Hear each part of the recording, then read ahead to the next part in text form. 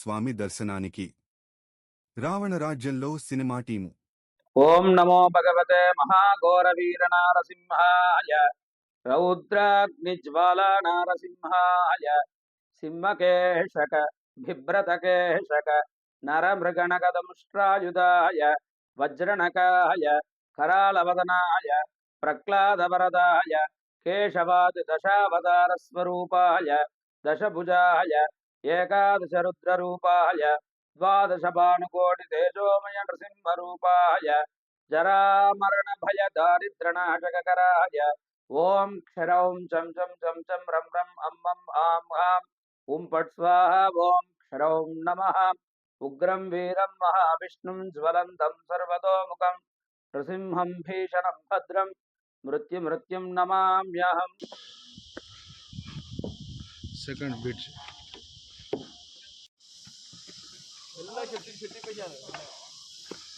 తర్వాత చూస్తున్నా సంగతి గారు, తర్వాత చూద్దాం. అహోబిలం లక్ష్మీ నరసింహస్వామి అడవిలో పాదయాత్రగా జ్వాల నరసింహస్వామి దర్శనానికి వెళ్తున్నాం. గైడ్ మాట్లాడినాం. గైడ్కు 1200 ఛార్జ్. దుకాణాలు భూమండలం అంతయు అగ్నిగోళమై దహించి వేస్తుంటాయి. అప్పుడు ముక్కోటి దేవతలు సాక్షాత్ పరమేశ్వరుడు ఈయన ఇంత ఆగ్రహంతో 3 లోకాలలో ఏ ప్రాణి బ్రతికేదట్లేదని కిందికి దిగొచ్చి ముక్కోటి దేవతలు పూజలు చేసి శాంతపడమని వేడుకున్నారు. శాంతపల్ల అప్పుడు మొట్టమొదటిసారి ఈశ్వరుడు ఈయన పూజ చేసి ఒక మూలమంత్రం చదివాడు. ఉగ్రం వీరం మహావిష్ణువు జలంతం సర్వతోముఖం నారసింహం భీషణం భద్రం మృత్యుం నమామాహిమని దండపెట్టి శాంతపడయ్యా, వరాలిచ్చే దేవుని నువ్వే ఇంత ఆగ్రహంతో ఎట్లా అని వేడుకున్నాడు. అప్పటికీ శాంతపల్లె. అప్పుడు ఆదిలక్ష్మీదేవి ఆలోచించి ఈ అవతారం ఎత్తింది ప్రహ్లాదుని కోసం కదా, అతన్ని పంపిస్తే సరిపోతుందని, ప్రహ్లాద స్వామి నీ కోసం ఈ అవతారం ఎత్తాడు, నువ్వే పోయి శాంతపరచు అనింది. ప్రహ్లాదుడు మొట్టమొదటిసారి దర్శించుకున్న క్షేత్రం. ప్రహ్లాదుడు ఎప్పుడు దర్శించుకున్నాడో అప్పుడు అహోబిలం అని పేరు వచ్చింది. అహో అన్న ఆశ్చర్యం, బిలం అన్న గుహ. ఆశ్చర్యకరమైన బిలంలో ప్రహ్లాదునికి దర్శనమిచ్చాడు కాబట్టి అహోబిలం అని పేరు వచ్చింది. ఓం నమో నారాయణాయ అనే మంత్రాన్ని జపిస్తూ ప్రహ్లాదుడు ఎదురుగా తపస్సు కూకొని స్వామిని కొద్దిగా శాంతపరుస్తాడు. ఇక్కడ త్రేతాయుగంలో శ్రీరామచంద్రుడు అరణ్య వనవాసం ఉన్న టైంలో సతీ సమేతంగా లక్ష్మణునితో కలిసి ఇక్కడికి వచ్చి దర్శించుకొని ఒక పంచామృత రాజమంత్రం చదివాడు. అహోబిలం గద్వారామం గారుడ శైలే మధ్య కృపావశాత్ కల్పిత సన్నిధానం లక్ష్యం సమాలింకిత వామభాగం లక్ష్మీ నరసింహ చరణం చరణం చరణం ప్రపద్దే అని దండ పెట్టుకొని పోయాడు. ద్వాపరయుగంలో పాండవులు అరణ్యవాసం ఎక్కువ కాలం ఇక్కడే ఉన్నారు. ఈ భవనాశిని నదిలో స్నానం చేస్తూ అక్కడ పోయి ఆయన పూజలు చేసి ఆయన దీవెనలు పొందారు. వారి అరణ్యవాసం పూర్తయ్యే టైంలో శ్రీకృష్ణ పరమాత్ముడు వాళ్ళకు తెలియపరచడానికి వచ్చి ఇక్కడ ఈయన కాడ ఆయుధ పూజ చేయించి కౌరవులకు పాండవులకు యుద్ధమాసన్నమైంది. ఆయన ఒక శ్లోకం అహోవీర్యం మహోశౌర్యం మహోబహుబాగు పరాక్రమం నారసింహ పరంధామ పరందైవం అహోబిలం అహోబలం అని చెప్పి దండ పెట్టుకుని ఈయన దిగువన పొందిపోయాడు. ఇక్కడ 11వ శతాబ్దం కన్నా ముందు మునులు దేవతలు పూజలు చేసేవారు. ఎందుకంటే నేను ఇవన్నీ ఎందుకు చెప్తున్నానంటే 18 ఏళ్ళ గైడును, అన్నీ తెలుసు నాకు, అందుకు చెప్తున్నాను. మిగతా వాళ్ళు అయితే ఎవరు చెప్పలేరు, ఎవరికి చేత కాదు. ఇద్దరికే ఒక మంచి పైన ఉన్నాడు, నేను. అతను ఏమన్నా తిరిగిపోయినాడో మా ఇద్దరికీ వచ్చేది. అతనికి అంత పనులు ఊడినాయి, అతనికి మాట సాయంగా రావడం లేదు. ఇప్పుడు ఇక్కడ 11వ శతాబ్దం కన్నా ముందు మునులు దేవతలు పూజలు చేసేవారు. 11వ శతాబ్దం దాటిన తర్వాత మానవులు చేసేవారు.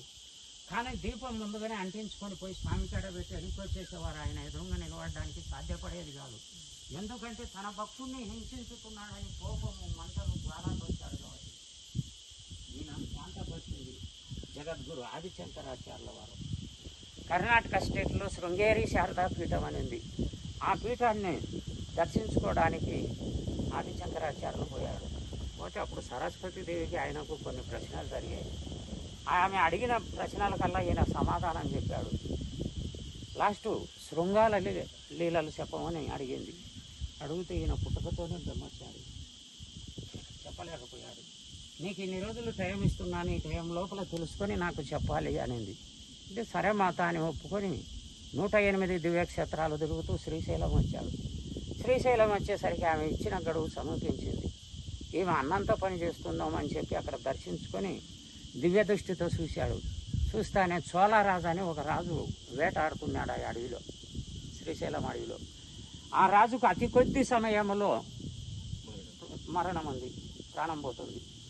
అప్పుడు తన శిష్యులను పిలిచి, నా దేహాన్ని ఒక 10 మంది చోట వదిలి వెళ్తున్నాను, నేను శృంగాల దగ్గర కనుక్కొని రావాలి, ఈ దేహాన్ని నేను వచ్చేంత వరకు బాగా కాపాడండి, కాపులో ఉండండి అని చెప్పాడు.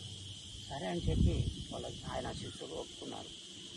ఆయన చనిపోతానే ఈయన ఏం చేసినాడు, పరకాయ ప్రవేశం చేశాడు చోళరాజులోకి. చేస్తానే వెనకమ్మడి బంటోతులు ఉంటారు కదా ఆయన మనుషులు, ఏమిరా ఇప్పుడే రాజు చనిపోయినాడు మళ్ళీ అప్పుడే లేచినాడు అని చెప్పి కొంచెం ఆయనకు రాజుకు ఈయనకు తేడా వచ్చింది.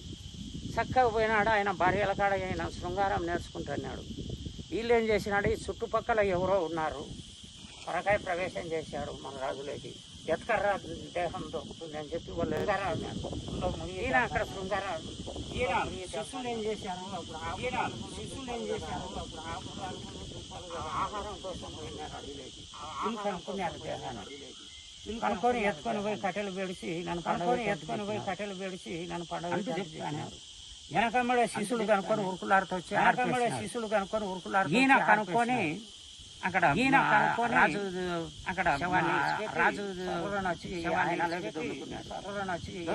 అప్పటికి ఆయనకు 2 చేతులు కాలిపోతే అప్పుడు శ్రీశైలం నుంచి పూజ చేసి ఈయనకు ఒక కరవబలము మంత్రం చదివాడు. శ్రీమత్ ప్రయోనిధి నికేతన చక్రపాణ శ్రీమత్ ప్రయోనిధి నికేతన భోగేంద్ర భోగమని శాశ్వత శరణ్య మదేహి కరాబలం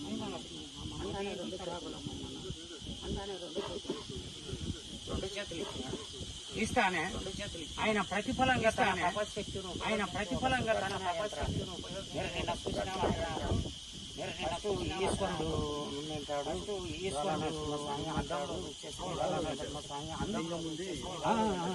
ఈశ్వరుడు వెళ్తున్నాడు.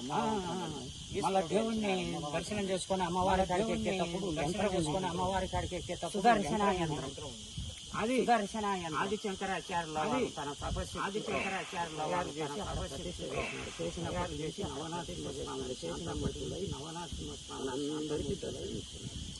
ఇక్కడ విశేషం ఏమంటే అహోబిలం కుశగ్రహ జ్వాల కుశగ్రహ మంగళగ్రహ జ్వాల అహోబిల గురుగ్రహ అహోబిల గురుగ్రహ మాల చేసినంత పుణ్యం. ఆయనను దర్శించుకుంటే సాక్షాత్తు విష్ణునారాయణమూర్తిని దర్శించుకున్నంత. ఓకేనా? ఏమన్నంటే గుడి కాడ చెప్తాను.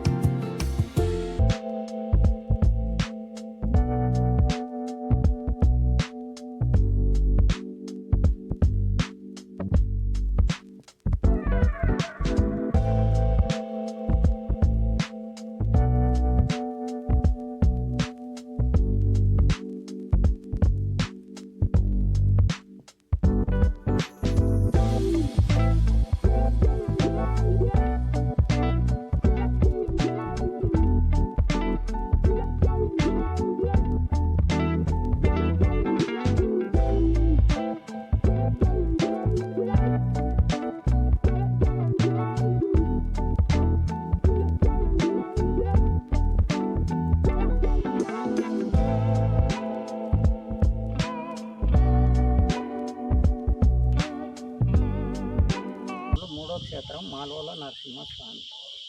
మా అన్న మహాలక్ష్మి, లోల అన్న ప్రియన్. మహాలక్ష్మి ప్రియునిగా శాంతమూర్తిగా వెలిశాడు స్వామి. కింద ఎంట్రెన్స్లో స్వామి సెంచులక్ష్మీదేవి అమ్మవారిని వివాహం చేసుకుంటుంటే ఆదిలక్ష్మీదేవి అలిగి వేదాద్రి మీదకి వచ్చి వేదవతిగా ప్రశాంతంగా తపస్సు చేసుకుంటూ కూకుంటుంది. స్వామి అక్కడ వివాహం అయిపోయిన తర్వాత ఇక్కడికి వచ్చి ఆయనను బుద్ధగించి లాలించి ఎడమ తొడ మీద కూర్చోబెట్టుకొని స్వయం పోయాడు. అంటే లక్ష్మీదేవి లోలుడు లోపడి లక్ష్మీదేవికి లోపడి ఇక్కడ శాంతమూర్తిగా వెలిశాడు కాబట్టి ముక్కోటి దేవతల కిందికి దిగి వచ్చి స్వామికి పూజలు చేసిన తర్వాత మనకు ధైర్యాన్ని కానీ సంపదను కానీ ప్రసాదించేది ఆదిలక్ష్మీదేవి. ముక్కోటి దేవతల ఆదిలక్ష్మీదేవికి పూజలు చేసి రాక్షసుల నుండి రక్షించు మాత అని వేడుకున్నారు. ముక్కోటి దేవతలకు ధైర్యాన్ని ప్రసాదించిన స్థలం. శాంతమూర్తి అయిన విష్ణుదేవుడు కిందికి దిగి వచ్చి ఇద్దరిని దర్శించుకొని ఆదిలక్ష్మీదేవి కాడ వేద గ్రంథాలు శాంతమూర్తి అయిన విష్ణునారాయణమూర్తిని ఆదిలక్ష్మీదేవిని బ్రహ్మదేవుడు ప్రసన్నమై నీకేం వరం కావాలో కోరుకంటే నాకే వరం వద్దు స్వామి, ప్రపంచంలో అన్ని ప్రాణులు బాగుండేలా ఇమ్మన్నాడు. అట్లే ఇచ్చాడు స్వామి. ఇక్కడ నవనరసింహ క్షేత్రంలో 4వ క్షేత్రం భూవరాహ నరసింహస్వామి. నీడకొచ్చింది, మీరు అక్కడే నిలవడండి. నీడ ఇక్కడ స్వామి హిరణ్యకశిపుని ఆకాశం ఎత్తు మంటలతో ఎగిసి సంహరించినప్పుడు ఒక శక్తివంతమైన రాక్షస సంహారం జరిగింది కాబట్టి 3 లోకాలు గజగజ కనిపించుకుంటాయి. అప్పుడు బ్రహ్మదేవుని చేతిలో నుంచి వేద గ్రంథాలు దారి పొరపాటున భూమి మీద పడ్డాయి. పాతాలోకంలో సోమకాసురుడు అనే రాక్షసుడు వేద గ్రంథాలను చేజిక్కించుకుంటూ విష్ణునారాయణమూర్తిని అవలీలగా జయించచ్చని వేదాలిమ్మని భూదేవిని పీడిస్తాడు. భూదేవి ఇవ్వదు. అప్పుడు భూదేవిని వేదాలను ఎత్తుకొని పాతాలోకానికి వెళ్ళాడు. బ్రహ్మదేవుడు ఈయనకు ప్రత్యక్షమై వేదాలను భూదేవిని కాపాడమని చెప్పాడు. ఈయన వరాహ అవతారం ఎత్తి అతలకుతల రసాతల పాతాలోకానికి వెళ్ళి సోమకాసురుడు అనే రాక్షసుల్ని వధించి వేద గ్రంథాలు భూదేవిని తీసుకొని పాతాళం నుంచి ఒకే కాలు పెట్టాడు. ఇక్కడ ఒక కాలు కనపడదు, పాతాళంలో ఉందని చరిత్ర, ఒక కాలే కనపడేది. ఇక్కడ భూదేవి నరసింహస్వామి స్వయం పోయారు. ఇక్కడ దర్శించుకున్న వారికి రాహు గ్రహాలకు సంబంధించిన దోషాలు ఉంటే పోతాయి, సర్పదోషం ఉంటుంది. పైగా భూదేవి అమ్మవారు కొలువు తీరింది కాబట్టి ఒక స్థలం పెన్నింగు కానీ ఒక పొలం పెన్నింగు కానీ ఇది కొలువు. ఓకేనా? భూ సమస్యలు ఉంటే భూ సమస్యలు పైన దాకా అవుతుంది, 10 దాకా ఉంటుంది. ఏమో ఆలోచింది